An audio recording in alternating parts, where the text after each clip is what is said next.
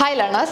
So, ഇന്ന് നമ്മൾ discuss ചെയ്യാൻ പോകുന്നത് നമ്മളുടെ UGC നെറ്റ് കോമേഴ്സിന്റെ പേപ്പർ 2 നമ്മളുടെ കോമേഴ്സിന്റെ അതായത് പേപ്പർ 2ന്റെ ഡിസ്കഷൻ ആണ്. അപ്പോൾ നിങ്ങൾക്ക് പേപ്പർ 1ന്റെ ഒക്കെ ഷിഫ്റ്റ് 1ഉം ഷിഫ്റ്റ് 2ഉം ഓൾറെഡി നമ്മളുടെ വീഡിയോസിൽ ഇട്ടിട്ടുണ്ട്. സോ അത് നിങ്ങൾക്ക് റെഫർ ചെയ്യാം. അപ്പോൾ നമ്മൾ ഇന്ന് നമ്മളുടെ 18-ാം തീയതി നടന്ന UGC നെറ്റ് കോമേഴ്സിന്റെ ക്വസ്റ്റ്യൻ പേപ്പർ നമുക്കൊന്ന് ഡിസ്കസ് ചെയ്ത് നോക്കാം. ആസ് വി ഓൾ നോ നമ്മൾ ഈ ഒരു എക്സാം ഒക്കെ ക്യാൻസൽ ചെയ്തു. പക്ഷേ എന്നാലും നെക്സ്റ്റ് എക്സാമിന് നമുക്ക് എവിടേക്കാണോ പാളിപ്പോയത്, നമ്മളുടെ ഫോൾട്ട് എവിടേക്കാണ് പറ്റിയതെന്നൊക്കെ മനസ്സിലാക്കി അതിലൊരു ഇമ്പ്രൂവ്മെന്റ് വരുത്താൻ ഒരു അവസരമായിട്ട് നമുക്ക് ഇതിനെ എടുക്കാം അല്ലേ. ഓക്കെ, അപ്പൊ നമുക്ക് ഈ ഒരു പേപ്പർ 2-ൽ അതായത് നമ്മളുടെ കോമേഴ്സിൽ എന്തൊക്കെയാണ് നമ്മളുടെ UGC എന്തൊക്കെയാണ് ഇതിന്റെ ആൻസേഴ്സ്, അവർ എക്സ്പെക്ട് ചെയ്യുന്ന ആൻസേഴ്സ്, അപ്പൊ നമുക്ക് ഇത് വെച്ചിട്ട് നമുക്കൊന്ന് കമ്പയർ ചെയ്ത് നോക്കാം അല്ലേ. നമ്മൾ ചെയ്ത ആൻസേഴ്സും അത് നമ്മൾ ഒറിജിനൽ ആൻസേഴ്സും തമ്മിലൊന്ന് കമ്പയർ ചെയ്ത് നോക്കുമ്പോൾ എവിടെയൊക്കെ തെറ്റിയിട്ടുണ്ട്, അല്ലെങ്കിൽ ഏത് ഏരിയാസ് നമ്മൾ ഇമ്പ്രൂവ് ചെയ്യണം, വീക്ക് ഏരിയാസ് ഒക്കെ മനസ്സിലാക്കി ഇമ്പ്രൂവ് ചെയ്ത് അടുത്ത ഒരു എക്സാമിന് കുറച്ചും കൂടെ ബെറ്റർ ആയിട്ട് എഴുതാൻ നിങ്ങൾക്ക് പറ്റുന്നുണ്ട്. സോ ഇതിനെയൊക്കെ നമുക്ക് പോസിറ്റീവായിട്ട് എടുക്കാം അല്ലേ. അപ്പൊ നമുക്ക് തുടങ്ങാം. ഫസ്റ്റ് ക്വസ്റ്റ്യൻ, ഇത് നിങ്ങൾക്ക് ഈ ഒരു ക്വസ്റ്റ്യൻ പാറ്റേൺ ഡിഫറൻസ് കാണും, കാരണം നമുക്ക് പല പല ക്വസ്റ്റ്യൻ പേപ്പർ കോഡുകൾ ഉണ്ടായിരുന്നു അല്ലേ. അപ്പോൾ നമ്മൾ ഈ ഒരു നിങ്ങൾ ക്വസ്റ്റ്യൻ നമ്പർ നോക്കണ്ട, ജസ്റ്റ് ക്വസ്റ്റ്യൻ വെച്ച് നോക്കി നമുക്ക് പോകാം. നമുക്ക് ഈ ഒരു ക്വസ്റ്റ്യനിൽ ചോദിച്ചിട്ടുള്ളത്, if EBIT is equal to 1120, profit before tax 320, fixed cost 700, what is the value of degree of operating leverage? Operating leverage ആണ് ഇവിടെ ചോദിച്ചിട്ടുള്ളത് അല്ലേ. അപ്പം ഓപ്പറേറ്റിംഗ് ലിവറേജിന്റെ ഇക്വേഷൻസ് ഒക്കെ നമ്മൾ ഓൾറെഡി പഠിച്ചു വെച്ചിട്ടുണ്ടല്ലേ. ഓപ്പറേറ്റിംഗ് ലിവറേജും ഫിനാൻഷ്യൽ ലിവറേജും ഒക്കെ നമ്മൾ പഠിച്ചു വെച്ചിട്ടുണ്ട്. അപ്പൊ നമ്മൾ നോക്കുവാണെങ്കിൽ ഓപ്പറേറ്റിംഗ് ലിവറേജ് എന്ന് പറയുമ്പോൾ എങ്ങനെയായിരുന്നു? കോൺട്രിബ്യൂഷൻ ഡിവൈഡഡ് ബൈ EBIT ആണല്ലേ. Contribution divide by EBIT. അതായത് കോൺട്രിബ്യൂഷൻ എന്ന് പറയുമ്പോൾ നമുക്ക് കോൺട്രിബ്യൂഷന് പല ഇക്വേഷൻസ് യൂസ് ചെയ്യാം. കോൺട്രിബ്യൂഷൻ യൂസ് ചെയ്യുന്ന ഇക്വേഷൻ എന്തൊക്കെയാണ്? നമുക്ക് സെയിൽസ് മൈനസ് വേരിയബിൾ കോസ്റ്റ് വേണമെങ്കിൽ എടുക്കാം, അല്ലെങ്കിൽ ഫിക്സഡ് കോസ്റ്റ് പ്ലസ് പ്രോഫിറ്റ് എടുക്കാം. അപ്പൊ നമുക്ക് ഇവിടെ ഏത് ഇക്വേഷൻ ആണ് കോൺട്രിബ്യൂഷൻ നമുക്ക് എടുക്കാൻ പറ്റുന്നത്? ഫിക്സഡ് കോസ്റ്റ് പ്ലസ് പ്രോഫിറ്റ് എടുക്കാം അല്ലേ. ഇവിടെ ഫിക്സഡ് കോസ്റ്റ് നമുക്ക് തന്നിട്ടുണ്ട്. ഫിക്സഡ് കോസ്റ്റ് എത്രയാണ്? 700 തന്നിട്ടുണ്ട്. പ്രോഫിറ്റ് എത്രയാണ്? പ്രോഫിറ്റ് തന്നെയാണ് ഈ EBIT എന്ന് പറയുന്നത് അല്ലേ. Earning before interest and tax ആണ് നമ്മുടെ പ്രോഫിറ്റ് ആണ്. പ്രോഫിറ്റ് 1120. അപ്പൊ നമുക്ക് ഇവിടെ ഓപ്പറേറ്റിംഗ് ലിവറേജ് എങ്ങനെ കണ്ടുപിടിക്കാം? പ്രോഫിറ്റ് അതിന്റെ കൂടെ ഫിക്സഡ് കോസ്റ്റ് ആഡ് ചെയ്യുക, divided by EBIT. EBIT already നമുക്ക് ക്വസ്റ്റ്യനിലുണ്ട്. എത്രയാണ്? 1120. അപ്പൊ എത്ര വരും നമ്മുടെ ആൻസർ? യെസ്,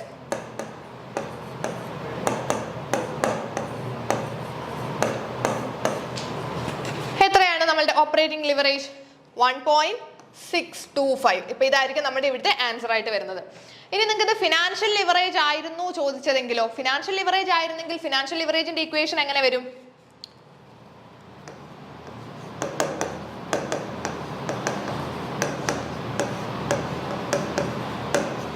അല്ലേ, EBIT divide by EBIT. EBIT എന്ന് പറയുന്നത് 1120 ഡിവൈഡ് ബൈ EBIT. EBIT തന്നെയാണ് PBT, അതായത് പ്രോഫിറ്റ് ബിഫോർ ടാക്സോ അല്ലെങ്കിൽ നമ്മളുടെ ഏർണിംഗ് ബിഫോർ ടാക്സ്, എങ്ങനെ വേണമെങ്കിലും പറയാം. അപ്പൊ നമുക്ക് ഇവിടെ ഈ ഒരു ഇക്വേഷനിൽ 1120 ഡിവൈഡ് ബൈ 320 എന്ന് വരും. അപ്പൊ നമ്മളുടെ ഫിനാൻഷ്യൽ ലിവറേജ് ആണത്. പക്ഷേ നമുക്ക് ക്വസ്റ്റനിൽ ചോദിച്ചേക്കുന്നത് എന്താണ്?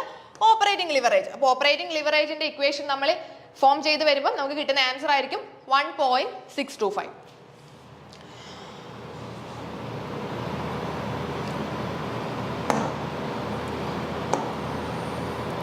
ഓക്കെ, നെക്സ്റ്റ് ക്വസ്റ്റ്യൻ നോക്കാം. Arrange the step of selection process from beginning to end. ഇത് നിങ്ങൾക്ക് എല്ലാവർക്കും കുറച്ചും കൂടെ സിമ്പിൾ ആയിട്ട് അറിയാവുന്നതായിരിക്കും അല്ലേ. സെലക്ഷൻ പ്രോസസ് എന്ന് പറയുമ്പോൾ നമ്മുടെ ഈ ഒരു മാനേജ്മെന്റിനകത്തൊക്കെ വരുന്നതാണല്ലേ സെലക്ഷൻ. മാനേജ്മെന്റിനകത്ത് നമ്മളുടെ ഈ എംപ്ലോയീസിനെയൊക്കെ സെലക്ട് ചെയ്യുന്ന പ്രോസസ്സാണ്. അപ്പൊ സെലക്ഷൻ പ്രോസസ്സിലോട്ട് വരുമ്പോൾ നമുക്ക് എങ്ങനെയായിരിക്കും സ്റ്റെപ്സ് വരുന്നത്? ഫസ്റ്റ് എന്തായിരിക്കും? നമ്മുടെ ഈ ഒരു ഇത്രയും ഓപ്ഷൻസിൽ വെച്ച് നോക്കുമ്പോൾ നമുക്ക് ഫസ്റ്റ് എന്തായിരിക്കും വരുന്നത്? സ്ക്രീനിങ് ഓഫ് ആപ്ലിക്കേഷൻ എന്തായാലും ഫസ്റ്റ് വരും. ആപ്ലിക്കേഷൻ സ്ക്രീൻ ചെയ്യുമല്ലേ ആദ്യം ചെയ്യുന്നത്. ദെൻ ആപ്ലിക്കേഷൻ സ്ക്രീൻ ചെയ്ത് കഴിഞ്ഞാൽ സെലക്ഷൻ ടെസ്റ്റ് ആയിരിക്കും നടത്തുക. എല്ലാ ആപ്ലിക്കേഷൻസും എടുത്തിട്ട് നമ്മൾ എന്ത് ചെയ്യും? അതിൽ നിന്നും ആപ്ലിക്കേഷൻ നോക്കിയിട്ട് സ്ക്രീൻ ചെയ്തിട്ട് സെലക്ഷൻ ടെസ്റ്റ് നടത്തും. സെലക്ഷൻ ടെസ്റ്റ് കഴിഞ്ഞിട്ടായിരിക്കും എന്ത് വരുന്നത്? ഇന്റർവ്യൂ. സെലക്ഷൻ ടെസ്റ്റിൽ നിന്നും ആ ടെസ്റ്റ് പാസ്സായ കുറച്ച് പേരെ മാത്രം എടുത്തല്ലേ നമ്മൾ ഇന്റർവ്യൂ ചെയ്യുന്നത്. ഓക്കെ, ഇന്റർവ്യൂ കഴിഞ്ഞിട്ട് നെക്സ്റ്റ് സ്റ്റെപ്പ് എന്തായിരിക്കും? Physical examination, then approval by the appropriate authority. അപ്പൊ ഈ ഒരു രീതിയിലായിരിക്കും നമ്മളുടെ സെലക്ഷൻ പ്രോസസ്സ് വരുന്നത്. സോ ബി ആയിരിക്കും നമുക്ക് ഫസ്റ്റ് വരേണ്ടത്. ബി ഫസ്റ്റ് വരുന്ന ഓപ്ഷൻ ഇതിൽ ഏതാണ്? ഒറ്റ ഓപ്ഷനേ ഉള്ളൂ അല്ലേ? ബി ഫസ്റ്റ് വരുന്ന ഒറ്റ ഓപ്ഷനേ ഉള്ളൂ. അപ്പൊ തന്നെ നമുക്ക് പെട്ടെന്ന് തന്നെ ആൻസറിൽ എത്താൻ പറ്റും. ഫെർദർ നിങ്ങൾ ഒരുപാട് നോക്കേണ്ട ആവശ്യമില്ല. ബി ഫസ്റ്റ് വരുന്ന ഒരു ഓപ്ഷനേ നമുക്ക് ഇവിടെ ഉള്ളൂ. സോ നമുക്ക് answer B, B A D C E, B A D C E. Clear?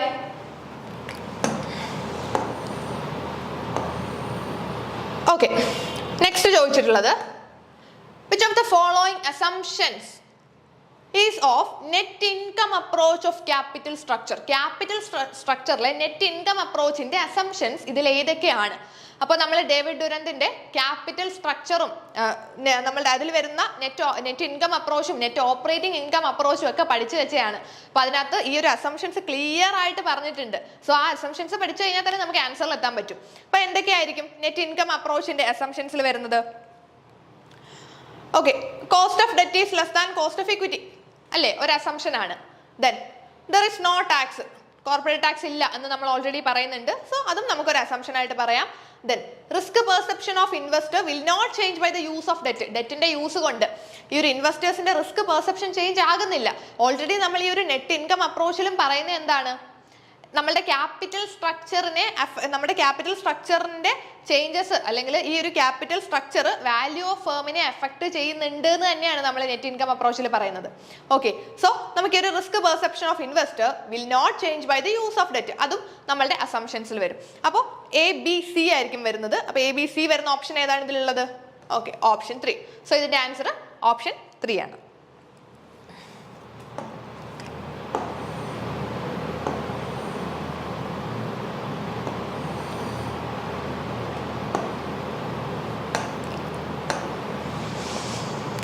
Okay, next question. In which type of insurance should insurable interest be present at the time when the policy is taken? Policy എടുക്കുന്ന സമയത്ത് insurable interest വേണം, അത് compulsory ആയിട്ട് വേണമെന്ന് പറയുന്നത് ഇതിൽ ഏത് type ഇൻഷുറൻസിലാണ്? Normally നമ്മൾ പഠിച്ചിട്ടുണ്ട് ഈ ഇൻഷുറൻസ് എടുക്കുന്ന സമയത്തും അതുപോലെ തന്നെ ആ ഒരു ഇവന്റ് ഹാപ്പൻ ചെയ്യുന്ന സമയത്തും ഇൻഷുറബിൾ ഇൻട്രസ്റ്റ് വേണം. പക്ഷേ ഇതിൽ ചോദിച്ചിട്ടുള്ളത് ഇൻഷുറൻസ് എടുക്കുന്ന സമയത്ത് ഇൻഷുറബിൾ ഇൻട്രസ്റ്റ് വേണം എന്ന് പറയുന്നതിൽ ഏത് പോളിസിയിലാണെന്ന് ചോദിക്കുമ്പോൾ നമുക്ക് മോസ്റ്റ് അപ്രോപ്രിയേറ്റ് ആയിട്ട് എടുക്കാൻ പറ്റുന്നത് ലൈഫ് ഇൻഷുറൻസ് ആണ്. ഓക്കെ, നമുക്ക് ചിലപ്പോൾ ഒരു കൺഫ്യൂഷൻ വരും, ലൈഫിലും മറൈനിലും വരുമല്ലോ എന്ന്. പക്ഷേ നമുക്ക് ഇവിടെ മോസ്റ്റ് അപ്രോപ്രിയേറ്റ് ആൻസർ ആയിട്ട് വരുന്നത് ലൈഫ് ഇൻഷുറൻസ് ആയിരിക്കും.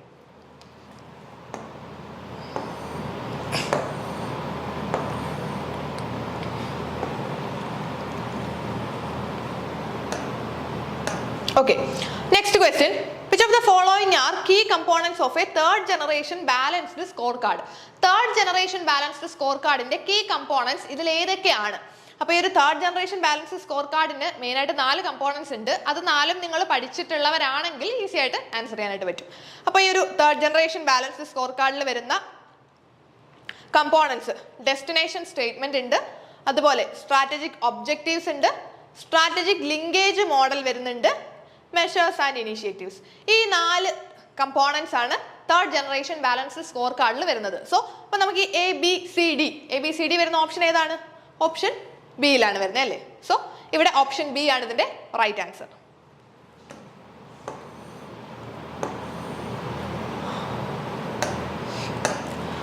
ഓക്കെ, നെക്സ്റ്റ് ചോദിച്ചിട്ടുള്ളത് who has propounded the theory of absolute advantage in his book an enquiry into the nature and causes of wealth of nations? ഏതാണ്? സിമ്പിൾ അല്ലേ? ഇത്രയും സിമ്പിൾ ഒരു question നമ്മൾ കണ്ടിട്ടുണ്ടായിരിക്കത്തില്ല. കാരണം ഭയങ്കര സിമ്പിൾ ആയിട്ടാണ് നെറ്റിന് ചോദിച്ചൊരു ക്വസ്റ്റ്യൻ ആണ്, ഇത്രയും സിമ്പിൾ ആയിട്ട് ചോദിച്ച് കണ്ടിട്ടില്ല. അപ്പോൾ തിയറി ഓഫ് അബ്സല്യൂട്ട് അഡ്വാൻറ്റേജ് ആരാണ്? ക്ലിയർ, ആഡം സ്മിത്ത് അല്ലേ? ഓക്കെ, നമ്മുടെ answer Adam Smith.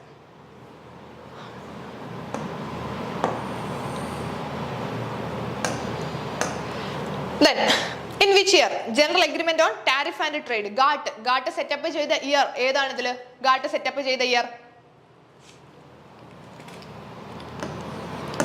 October 1947. GATT setup ചെയ്ത ഇയർ ഒക്ടോബർ 1947 ആണ്. സോ ഇവിടെ right answer option A.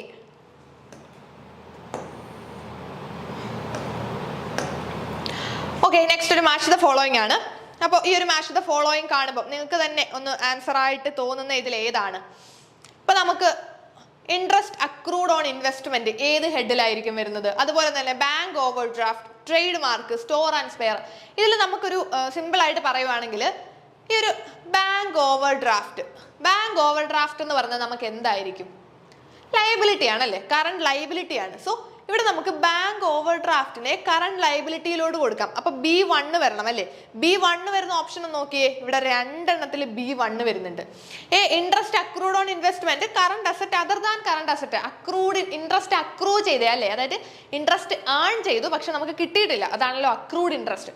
So interest accrued on investment നമുക്ക് current asset other than current assets എന്ന് പറയുന്ന ഹെഡിലായിരിക്കും വരുന്നത്.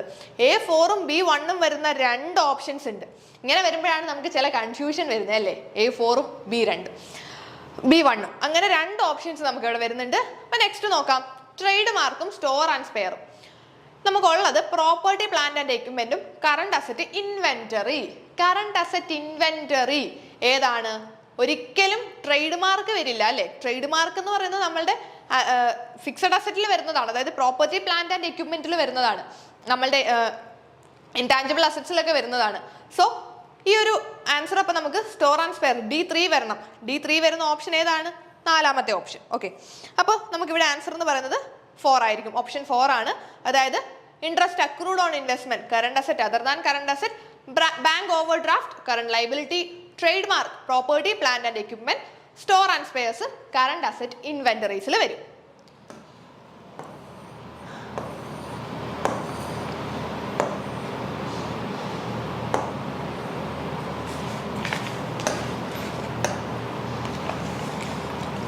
നെക്സ്റ്റും നമുക്കൊരു മാച്ച് ദ ഫോളോയിങ് ആണ്. സിമ്പിൾ ആണ് അല്ലേ? IND-AS ആ ചോദിച്ചേക്കുന്നത്, ഇന്ത്യൻ അക്കൗണ്ടിങ് സ്റ്റാൻഡേർഡ്സ് ആ.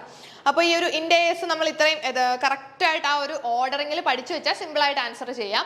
അതുപോലെ ഈ IND-AS തന്നെയല്ല, നമുക്കിപ്പം IFRS-ഓ IAS-ഓ AS-ഓ ഏത് വേണമെങ്കിലും ചോദിക്കാം. അപ്പോൾ ഈ വട്ടം IND-AS ചോദിച്ചു, അടുത്ത വട്ടം ഇനി ഏതായിരിക്കും? IND-AS തന്നെ ചോദിച്ചുകൂടാന്നില്ല, എന്നാലും നമുക്കൊരു ചാൻസ് പറയുവാണെങ്കിൽ ചിലപ്പോൾ അടുത്ത പ്രാവശ്യം IFRS ആയിരിക്കാം ചോദിക്കുന്നത്. എന്തായാലും എല്ലാ എക്സാംസിനും ഒന്നുകിൽ IND-AS അല്ലെങ്കിൽ AS അല്ലെങ്കിൽ IAS അല്ലെങ്കിൽ IFRS ഇതിലേതെങ്കിലും ഒരെണ്ണം, ഇതിലേതെങ്കിലും ഒന്ന് മാച്ച് ദ ഫോളോയിങ് ആയിട്ട് എല്ലാ വട്ടവും ചോദിക്കാറുണ്ട്. സോ അത് ഇത്രയും നിങ്ങൾ പ്രോപ്പർ ആയിട്ട് പഠിച്ചു വെച്ചേക്കാം. അപ്പൊ നമുക്ക് നോക്കാം IND-AS 1. IND-AS 1 എന്താണ്? Presentation of financial statement. Simple, നമുക്ക് അറിയാവുന്നതാണ് അല്ലേ? IND-AS 1 എപ്പോഴും പ്രസന്റേഷൻ ഓഫ് ഫിനാൻഷ്യൽ സ്റ്റേറ്റ്മെന്റ്സ് വരും. ദെൻ IND-AS 2 എന്താണ്? 2 ഇൻവെന്ററീസ് ആണെന്നും നമുക്കറിയാം. ഇനി 16 ഏതിൽ വരും? Property plant and എക്യുപ്മെന്റും. 18 വരുന്നതാണ് റവന്യൂ. ഓക്കെ, അപ്പം A4, B3, C2, D1. അപ്പൊ ഓപ്ഷൻ ഏതാണ് വരുന്നത്? ഓപ്ഷൻ 2 ആയിരിക്കും ഇവിടുത്തെ റൈറ്റ് ആൻസർ എന്ന് പറയുന്നത്. IND-AS-ഉം അതിന്റെ റിലേറ്റഡ് ആയിട്ടുള്ള കാര്യങ്ങളാണ് പറഞ്ഞിട്ടുള്ളത്. സോ IND-AS 1, 2, 16, 18 ആണ് പറഞ്ഞത്. സോ അതിന്റെ ഏതൊക്കെയാണ്, ഇതിനെയൊക്കെ കൺസേൺ ചെയ്തിട്ടാണ് ഓരോ IND-AS വന്നിട്ടുള്ളതെന്ന് പഠിച്ചു വെച്ചാൽ സിമ്പിൾ ആയിട്ട് മാച്ച് ചെയ്യാവുന്നതേ ഉള്ളൂ.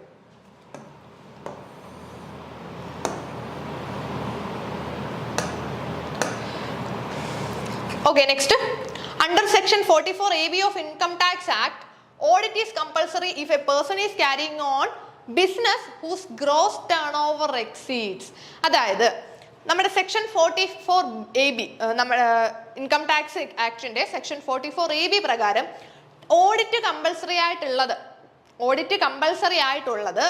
ഇതിൽ എത്ര ടേൺ ഓവർ, എത്ര എമൗണ്ടിൽ കൂടുന്ന ബിസിനസ് ക്യാരി ഔട്ട് ചെയ്യുന്ന പേഴ്സൺ ആണ്. അവിടെ നിങ്ങൾ സ്ട്രെസ് ചെയ്യേണ്ടത് എന്താണ്? Person carrying own business. അവിടെ ബിസിനസ് ആണെന്ന് എടുത്ത് പറഞ്ഞിട്ടുണ്ട്.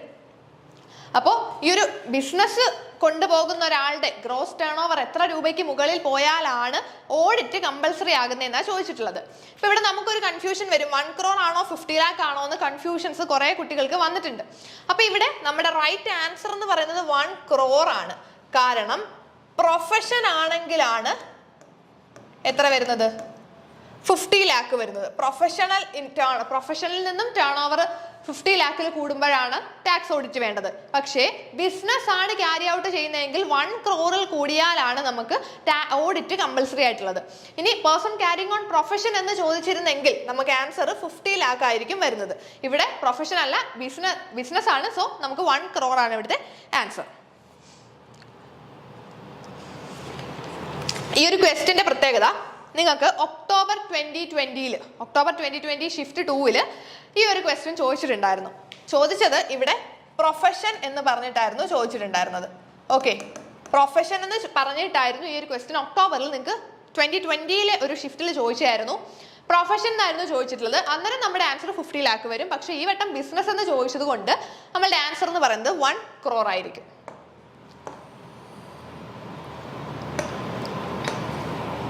ഓക്കെ, നെക്സ്റ്റ് ക്വസ്റ്റ്യൻ നോക്കാം. ഇതും ഒരു മാച്ച് ദ ഫോളോയിങ് ആണ് വന്നിട്ടുള്ളത്. Income effect, substitution effect, demand schedule, market demand schedule.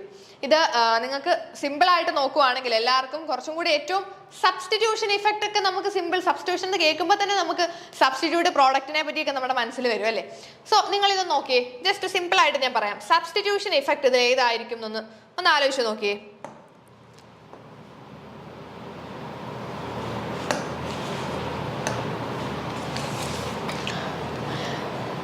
Substitution effect ഇതിൽ ഏതായിരിക്കും? The effect of a change in price on quantity demanded an individual arising from the consumer switching to or from alternative product. ഈ ഒരു alternative product എന്നൊരു പേര് വരുമ്പോൾ തന്നെ നമുക്ക് ഈ ഒരു സബ്സ്റ്റിറ്റ്യൂഷൻ ഇഫക്റ്റിലോട്ട് പോകാൻ പറ്റുന്നുണ്ട് അല്ലേ. ഓൾട്ടർനേറ്റീവ് പ്രോഡക്റ്റ് നമുക്ക് സബ്സ്റ്റിറ്റ്യൂട്ട് ചെയ്യാൻ പറ്റുന്ന മറ്റ് പ്രോഡക്റ്റുകൾ, അതല്ലേ സബ്സ്റ്റിറ്റ്യൂഷൻ എന്ന് പറയുന്നത്. നമുക്കിപ്പോൾ ഒരു പ്രോഡക്റ്റ്, ഇപ്പം ടീക്ക് വില കൂടുതലാണെങ്കിൽ നമ്മൾ എന്ത് ചെയ്യും? കോഫി യൂസ് ചെയ്യും. നമുക്ക് സബ്സ്റ്റിറ്റ്യൂട്ട് ആയിട്ട് മറ്റൊന്ന് യൂസ് ചെയ്യാം. സോ അങ്ങനെ ഓൾട്ടർനേറ്റീവ് പ്രോഡക്റ്റിലോട്ട് പോകുന്നതാണ് സബ്സ്റ്റിറ്റ്യൂഷൻ ഇഫക്റ്റ്. അപ്പൊ ഈ ഒരു ഓൾട്ടർനേറ്റീവ് പ്രോഡക്റ്റ് എന്നൊരു പേര് കണ്ടതുകൊണ്ട് നമുക്ക് നേരെ അത് എന്തിലോട്ട് വരാം? സബ്സ്റ്റിറ്റ്യൂഷൻ ഇഫക്റ്റിലോട്ട് വരാം. അന്നേരം നിങ്ങൾ നോക്കിയേ, B3 വരുന്ന എത്ര ഓപ്ഷൻസ് ഇവിടെ ഉണ്ട്? B3 വരുന്ന ഓപ്ഷൻസ് ഇതിൽ ഏതൊക്കെ വരും? ഓക്കെ, ഇവിടെ ഒരൊറ്റ ഓപ്ഷനിലല്ല B3 വന്നിട്ടുള്ളൂ. അപ്പൊ അതിൽ നിന്ന് തന്നെ നമുക്ക് ആൻസറിൽ എത്തിക്കൂടെ? സിമ്പിൾ. അതായത് നമുക്ക് ഒരുപാട് ടൈം നമുക്ക് കളയാനില്ല അല്ലേ. ടൈം നമുക്ക് എപ്പോഴും ടൈം നമുക്ക് പ്രീഷ്യസ് ആണ്. ഈ നെറ്റ് എക്സാം എഴുതുമ്പോൾ പോലും നമുക്ക് ടൈം തികയാത്ത ഒരുപാട് കുട്ടികൾ കംപ്ലയിൻസ് പറഞ്ഞിട്ടുണ്ട്. കാരണം അവർക്ക് ടൈം തികഞ്ഞില്ല. ഇപ്പം എക്സാം എഴുതി ലാസ്റ്റ് ആയപ്പോഴത്തേക്കിനും നമ്മൾ 12:30 നമുക്ക് ഫസ്റ്റ് ഷിഫ്റ്റ് ആയിരുന്നല്ലോ. അപ്പോൾ 12:30 ആയപ്പോഴത്തേക്കിന് ബെല്ലടിച്ചു. അപ്പം നമുക്ക് എന്ത് ചെയ്യണം? നമ്മുടെ എഴുത്തവിടെ സ്റ്റോപ്പ് ചെയ്യണം. പക്ഷെ ആ ഒരു ടൈം അവർക്ക് തികഞ്ഞിട്ടില്ല. ഒരുപാട് ബാക്കി ആൻസേഴ്സ് ചെയ്യാൻ കിടപ്പുണ്ടായിരുന്നു എന്ന് ഒരുപാട് കുട്ടികൾ പറഞ്ഞിട്ടുണ്ടായിരുന്നു. അപ്പൊ നമുക്ക് ഇവിടെ എപ്പോഴും ടൈം മാനേജ്മെന്റ് എന്ന് പറഞ്ഞാൽ ഏറ്റവും ഇമ്പോർട്ടന്റ് ആണ്. സോ ഇവിടെ നിങ്ങൾ ടൈം മാനേജ് ചെയ്ത് വേണം ചെയ്യാൻ. അപ്പൊ നമുക്ക് ഓരോന്നും ഏതൊക്കെയാണെന്ന് നോക്കിയിരിക്കുന്നതിലും കുറച്ചും കൂടി ഇഫക്റ്റീവ് ആയിട്ട് ചെയ്യുന്നത് എങ്ങനെയാണ്? നമുക്ക് ആ ഒരു ആൻസർ ഉറപ്പാണെന്നുണ്ടെങ്കിൽ നോക്കുക അതിൽ ഏതാണ്. ഇപ്പം B3 വരുന്ന ഒരൊറ്റ ഓപ്ഷനേ ഉള്ളൂ. നമുക്ക് ആ ഒരു ഓപ്ഷനിലോട്ട് പോകാം. സിമ്പിൾ ആയിട്ട് അതിലോട്ട് പോകാനായിട്ട് പറ്റും. ഇനി ബാക്കിയും കൂടെ നോക്കുവാണെങ്കിൽ, ബാക്കി നോക്കിയേ, ഇൻകം ഇഫക്റ്റ്. ഇൻകം ഇഫക്റ്റ് ഇതിൽ ഏതാ വരുന്നത്? The effect of change in price on one quantity demanded arising from the consumer becoming better or worse off as a result of price change. Income effect അല്ലേ അവിടെ പറയുന്നത്? Yes.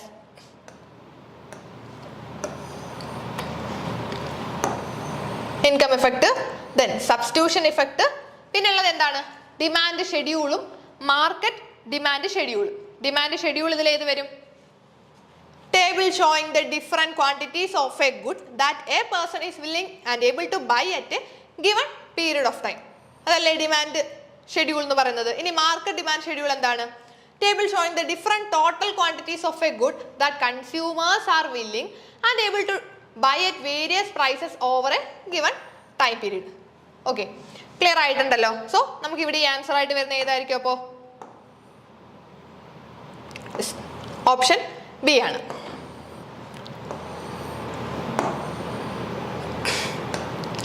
Next question നോക്കാം. Who has stated this? Performance appraisal too often degenerate into a dishonest annual rituals.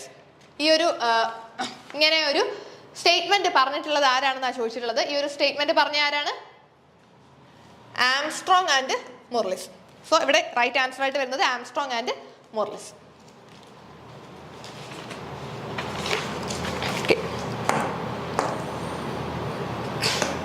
Next ക്വസ്റ്റ്യനിൽ ചോദിച്ചിട്ടുള്ളത് what is not included in demand and quantity demanded. Demand and quantity ഡിമാൻഡിൽ include ചെയ്തിട്ടില്ലാത്തത് ഏതൊക്കെയാണ്? നമ്മൾ എപ്പോഴും പഠിച്ചിട്ടുണ്ടല്ലേ, ഡിമാൻഡിനെ effect ചെയ്യുന്ന factors ഒക്കെ പഠിച്ചിട്ടുണ്ട്. സോ ഇവിടെ ഡിമാൻഡ് ആൻഡ് ക്വാണ്ടിറ്റി ഡിമാൻഡിൽ എന്തായാലും ഇൻക്ലൂഡ് ചെയ്യുന്നത് ഏതൊക്കെയാണെന്ന് നോക്കിയേ. Taste and desire of consumer ഉറപ്പായിട്ടും ഡിമാൻഡിനെ എഫക്ട് ചെയ്യുന്നുണ്ട്. Then expense of the consumer effect ചെയ്യുന്നുണ്ടോ? നമ്മൾ അത് പഠിച്ചിട്ടില്ല അല്ലേ. Then price of related goods affect ചെയ്യുന്നതാണ്.